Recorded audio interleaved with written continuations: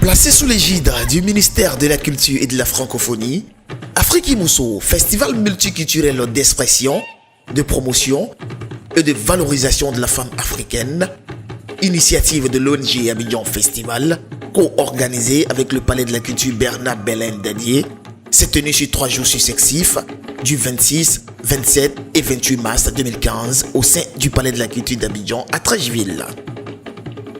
Le programme de cette deuxième édition d'Afriki Mousso était composé de conférences débats, foires commerciales, expositions d'art visuel, dédicaces littéraires,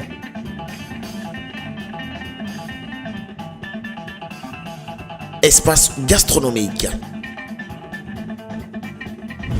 Le ministre de la Solidarité, de la Femme, de la Famille et de l'Enfant, Anna Désiré Ouloto, marraine de cette deuxième édition, a procédé à l'ouverture officielle du festival en présence d'illustres personnalités de marque, en l'occurrence le représentant du ministre de la Culture et de la Francophonie, Dambélé Fousseni, le directeur général du Palais de la Culture et directeur d'Afriki Mousso, Kone Dodo, la conférencière du jour, Tao Gabala Mariam, présidente de la coalition des femmes leaders de Côte d'Ivoire.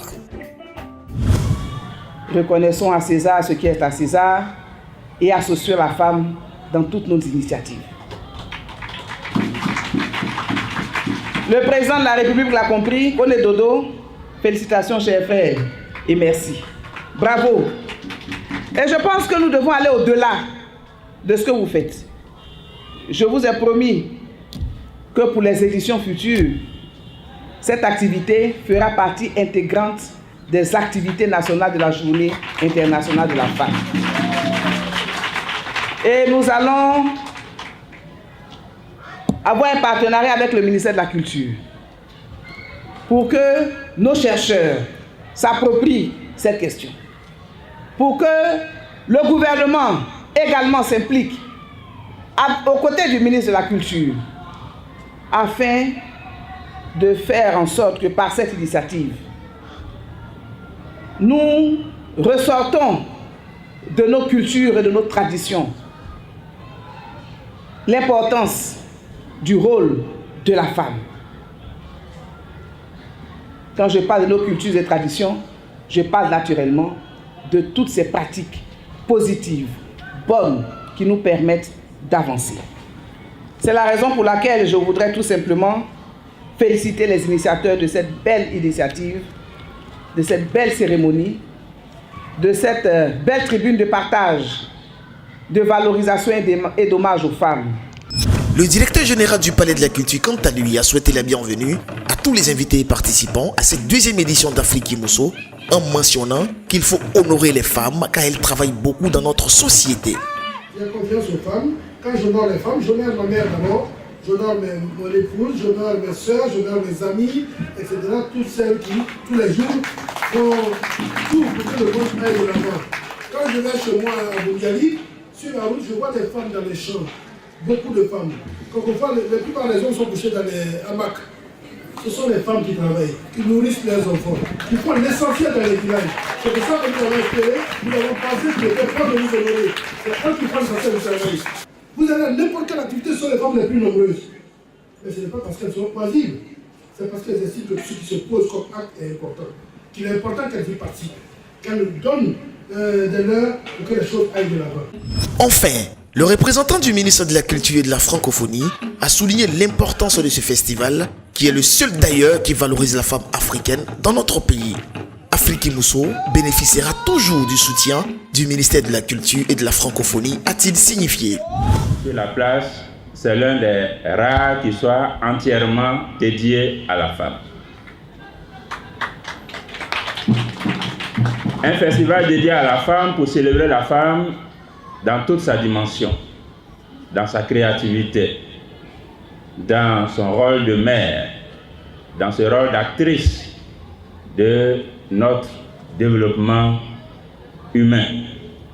Et je voudrais remercier et féliciter une fois de plus le directeur général du Palais et son équipe pour cette entreprise heureuse. Juste après les allocutions des officiels, place à la visite guidée des stands par la marraine accompagnée des organisateurs.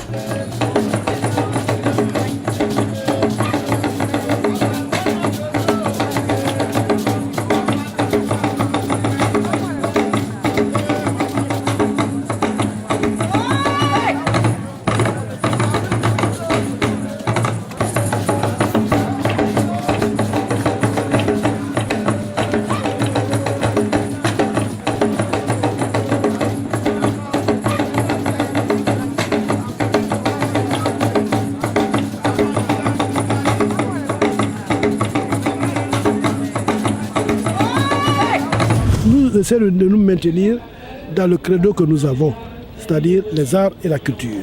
C'est les femmes qui excellent dans les arts et la culture que nous mettons en avant.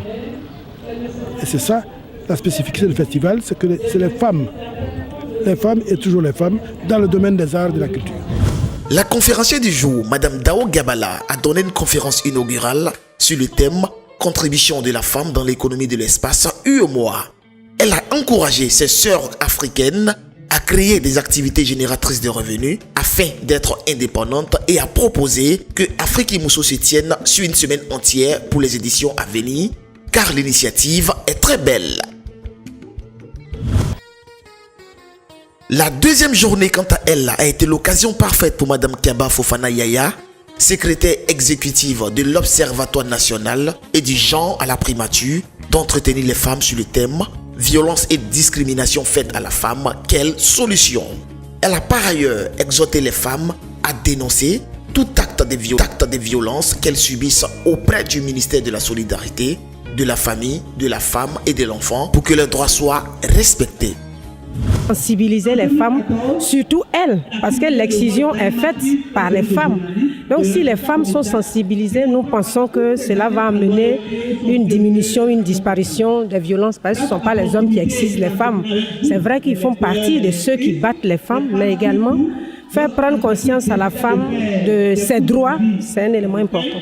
Mais surtout de leur montrer que quand ces droits sont bafoués, elles ont une porte où elles peuvent aller. Et Madame Kaba s'est présentée pour dire, vous venez vers moi. Ce n'est pas pour vous faire divorcer. C'est important qu'elle l'ait dit. L'homme qui bat est le mari, mais il est également le père des enfants. Donc aller mettre son mari en prison, c'est mettre le père de ses enfants en prison. Mais quand il y a un élément médian qui peut servir de médiateur pour qu'on puisse régler déjà la crise, c'est là important. Enfin, l'écrivaine journaliste Anzata Ouattara a procédé à la dédicace de son ouvrage qui s'intitule « Altiner, mon unique péché ». Altiner, mon unique péché, c'est une œuvre qui parle de polygamie. C'est l'histoire d'une jeune fille très pieuse qu'on appelle Altiner, qui vivait un foyer paisible. Son mari lui avait promis de ne pas épouser une autre femme. Et un jour, la nouvelle lui est tombée dessus. Et ça a été une nouvelle très difficile à supporter. Elle se serait accommodée si son mari ne l'avait pas totalement abandonnée pour cette nouvelle venue-là. Elle est restée pendant 3 ans sans être avec son mari. Et finalement, elle a rencontré quelqu'un qu'elle a vraiment aimé, qu'il a aimé passionnément. Le clou de cette deuxième édition d'Afrique Mousso était le concert géant qui a enregistré les prestations de plusieurs artistes féminines d'ici et d'ailleurs, venues simplement magnifier la femme africaine.